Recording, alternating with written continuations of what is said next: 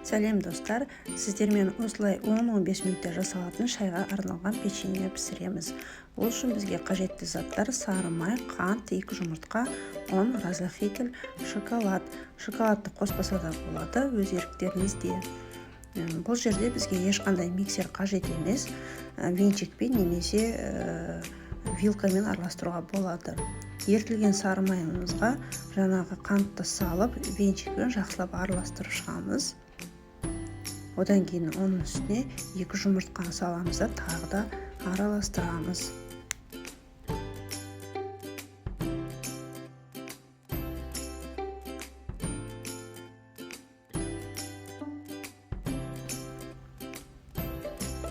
Ұнымыздың үстіне жаңағы разрыхительді саламыз да барлығы бірге електен өткіземіз.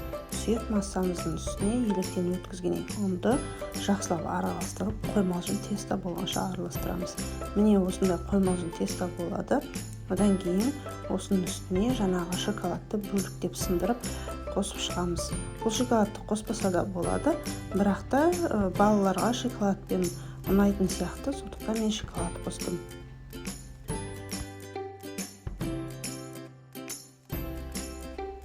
Дайын тестамызды кондитерлік қалташаға осылайынан салып шығамыз.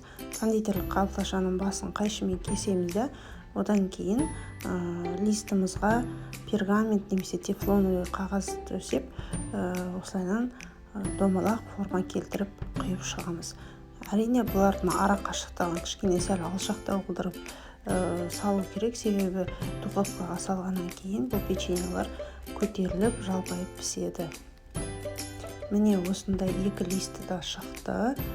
Одан кейін духовкаға 180 градуста 10-15 минутта осындай әп-әдемі жұп-жұмсақ печеньелер пісіп шығады. Шайға өте дәмді, жасап көріңіздер, ас болсын.